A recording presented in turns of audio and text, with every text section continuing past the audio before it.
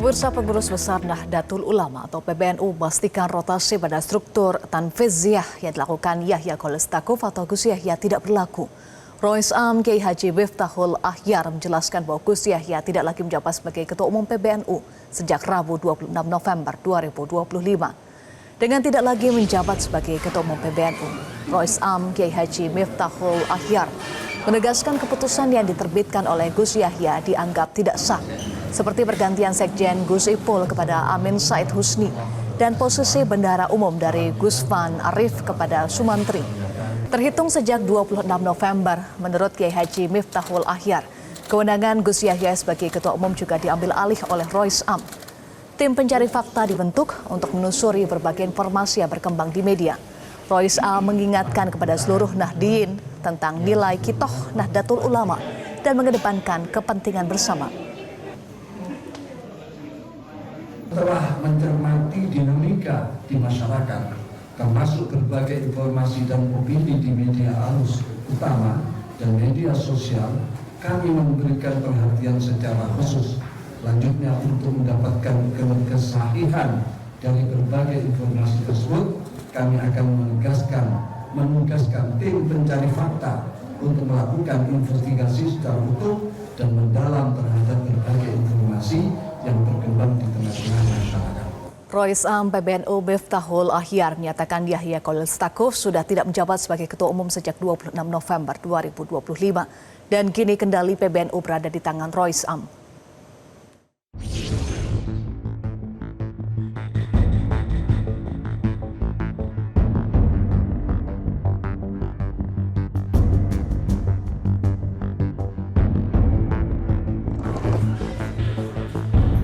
Pengumuman pencopotan Yahya Khalil Stakuf sebagai Ketua Umum PBNU disampaikan langsung oleh Rois Am Miftahul Akhyar di kantor PBNU Jawa Timur di Surabaya pada Sabtu 29 November. Pengumuman ini dibuat usai pertemuan para syuriah dan 36 PWNU. Bahwa terhitung mulai tanggal 26 November 2025 pukul 00.45 WIB, Kiai Yahya Khalil Stakuf tidak lagi berstatus sebagai Ketua Umum PBNU, sehingga tidak berhak menggunakan atribut dan tidak memiliki kewenangan sebagai Ketua Umum PBNU. Dan sejak saat itu kepemimpinan pengurus bersama ulama sepenuhnya berada di tangan Rois Am.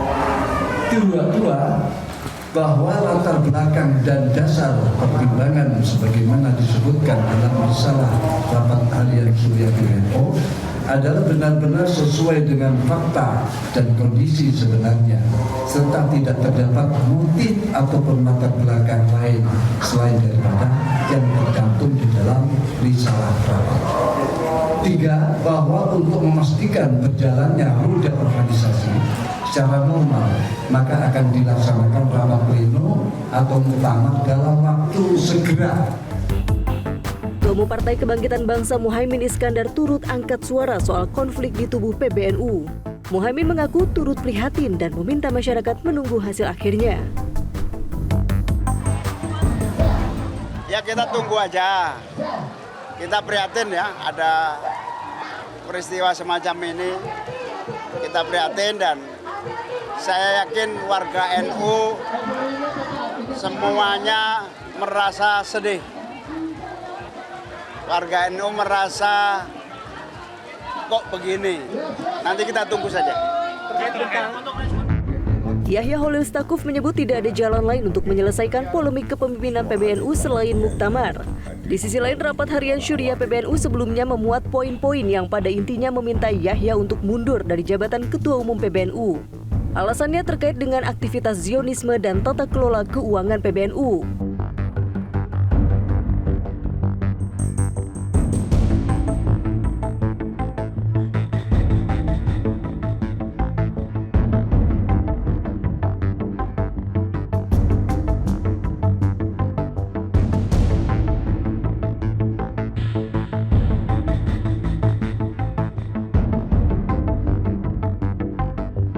Tim Liputan Metro TV.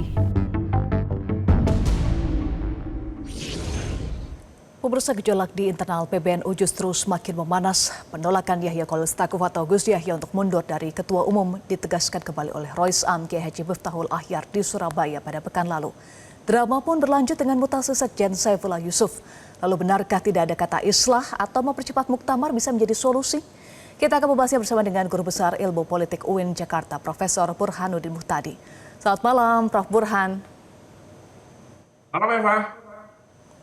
Baik, Prof. Burhan, terbaru bukannya mereda tapi konflik semakin memanas, Prof.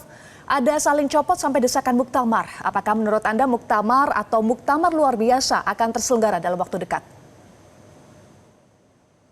Ya, sepertinya dua kubu malah makin mengencangkan suasana pertarungan satu sama lain. Dan ini bukan hal yang patut kita syukuri, tapi satu hal yang justru malah membuat situasi internal menjadi makin berlarut ya. Jadi sepertinya ada indikasi PBNU bisa terpecah menjadi dua jika tidak terjadi semacam islah antara dua kubu, antara Rois Suriyah yaitu Pak Rois Am ya, Kiai Miftahul Ahyar dengan Ketua Tanfidiyah Gus Yahya. Jadi indikasi terbelahnya PBNU bukan tidak mungkin terjadi, Eva, kalau misalnya kedua belah pihak tidak ada yang mau mengalah. Jadi saya terus terang mensyukuri apa yang disampaikan oleh para kiai khusus ya yang berkumpul di Kediri. Ada Kiai Anwar Mansur, ada banyak sekali tokoh-tokoh penting untuk meredakan suasana agar tidak terjadi konflik terbuka yang justru malah membuat suasana di internal PBNU makin tidak kondusif. Sebelumnya juga muncul opsi islah, tapi kalau lihat situasi sekarang yang menurut Prof. Burhan berlarut-larut situasinya, apakah masih ada potensi untuk islah? Tentu potensi itu masih ada, tetapi sepertinya sejauh ini belum terbuka indikasi ke arah sana, Eva. Dan kalau kita lihat satu praktek yang biasa terjadi dalam tradisi politik NU, yaitu tawazun, kemudian tasamuh, ya, yang biasanya diikuti dengan mekanisme tabayun, itu tidak terjadi. Yang kita lihat, yang kita saksikan, kedua belah kubu saling pecat. Ya. Kubu Rois Am, Kiai Miftahul Ahyar memecat Ketua Tanfidiyah Gus Yahya, sementara kubu Gus Yahya memecat Sekjen Gus Ipul yang dianggap di belakang ya, Rois Am. Ya.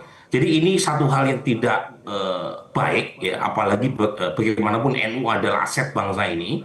Tetapi sepertinya ada sebab lain ya, yang mendasari mengapa sampai terjadi pengerasan sikap antara kedua belah kubu. Jadi sebab laporan majalah Tempo Burhan yang menunjukkan gimana? Sebab lain apa yang membuat sulit untuk mereda dua kubu ini? Jadi seperti yang ditulis oleh Tempo, Eva, sepertinya ada tarik-menarik terkait dengan tambang. Jadi ini terus terang satu indikasi yang sangat negatif. Tambang belum dinikmati oleh warga NU, ya, tetapi dampak negatifnya, mudorotnya sudah dirasakan, yaitu memecah belah PBNU. Kita tahu, gitu ya, Tempo melakukan satu investigasi yang mendalam terkait dengan tarik-menarik investor, siapa yang berhak untuk mengelola tambang yang menjadi konsesi buat NU. Sampai sekarang belum memberikan dampak buat PBNU, tetapi yang kita rasakan PBNU justru terbelah akibat posisi ini. Ya. Jadi lagi-lagi ini satu hal yang patut dijadikan perhatian khusus ya, terutama oleh para ulama di internal, cari titik temu yang bisa menyelesaikan masalah. Karena terus terang kalau ini berlarut-larut, ini bisa jadi indikasi pertama di mana ketua PBNU dipecat oleh Suriyah.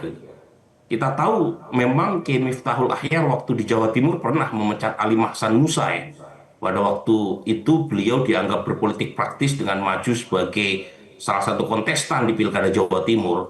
Tetapi kalau kita lihat ke belakang di tingkat pusat, ya, Eva, dulu Ketua Tanfidiyah Kiai Hasyim Muzadi pernah juga maju sebagai cawapres Ibu Mega, tetapi Rois Am pada saat itu, Kiai Sahal, hanya sekedar mengeluarkan koror. Nah, kali ini keras sekali sikap yang dikeluarkan oleh oleh Rois Am, Kiai Miftahul Akhyar, yang lagi-lagi menunjukkan bahwa ada pertarungan yang jauh lebih besar di luar dari dua hal yang disebut dalam Risalah Suriah, yaitu soal jaringan Zionisme dan masalah tata kelola keuangan. Dan masalah yang besar yang saya curigai itu berkaitan dengan tarik-menarik urusan tambang. Baik, terkait dengan dugaan itu, gaduh kepengurusan PBNU diduga terkait dengan konsesi tambang, apa indikator yang menguatkan penyebab kegaduhan ini karena konsesi tambang, Prof. Burhan? Ya, pertama memang seperti yang kita baca ya dari investigasi majalah Tempo, konsesi tambang itu kan diperoleh oleh PBNU pada masa Pak Jokowi, dan kemudian salah satu kubu Gus Yahya yaitu Gus Ulil dalam sebuah wawancara mengatakan bahwa karena pada masa itu konsesi diperoleh di masa Pak Jokowi sebagai presiden, kemudian ada kesepakatan PBNU untuk menjalin deal dengan investor yang dianggap dekat dengan kubu Pak Jokowi. Tetapi kekuasaan berganti, menurut Gus Ulil ya, ke Pak Prabowo, dan ada semacam oligarki yang dekat dengan kekuasaan hari ini yang kemudian dilirik oleh Gus Yahya sebagai pelaksana konsesi tambang yang menjadi haknya PBNU. Nah, Gus Ipul menolak, dengan mengatakan bahwa kesepakatan adalah kesepakatan. Nah, ini yang menurut Gus Ulil ya, dan dibenarkan dalam laporan investigatif majalah Tempo yang membuat tarik-menarik terkait dengan dua kubu di PBNU sekarang. Baik, jika itu betul akar persoalan mengenai konsesi tambang, apa yang bisa menjadi solusi jalan tengah mengakhiri kecamuk PBNU? Jadi ini memang rumit karena ada dua yang saya kira sedang menjadi dilema ya buat warga ini. Kalau melihat ADART PBNU yang itu seharusnya menjadi semacam aturan ya yang mengikat keorganisasian di dalam, semacam konun asasi, sebenarnya mekanisme pemecatan Gus Yahya itu masih problematik ya, terutama berkaitan dengan pergantian antar waktu tanpa melibatkan proses tabayun. Jadi langsung sepihak dari Suriah PBNU. Tetapi melihat sepuhnya dan harisma dari Rois Am, Kiai Haji Miftahul Akhyar, tentu problematik buat warga NU menolak titah dari Kiai sesenior Kiai Miftahul Akhyar sebagai Rois Am. Jadi memang dilematik, apakah mengikuti tradisi kultural yang sami'na wa ta'na dengan Kiai host, Kiai senior, katakanlah begitu, ataukah mengikuti tradisi keorganisasian yang modern. Nah, ini implikasinya. Nah, pertanyaannya, bagaimana ini menjembatani antara kisruh keorganisasian, apakah mengikuti aturan ADART ataukah mengikuti warisan kultural PBNU yang selama ini menuakan gitu ya, kiai. Menurut saya mau tidak mau harus ada pihak lain yang memfasilitasi ya semacam islah, Eva. Dan pihak lain itu adalah kiai-kiai yang bisa diterima oleh kedua belah pihak untuk menjadi jembatan mencari islah antara dua kubu Suriah versus Tanfidiyah ini. Diharapkan ada pihak ketiga ya dari kiai-kiai host, kiai-kiai yang dihormati untuk bisa menyelesaikan konflik internal PBNU. Terima kasih Prof. Burhan sudah bergabung bersama kami di Primetime News. Jelajahi cara baru mendapatkan informasi. Download Metro TV Extend sekarang.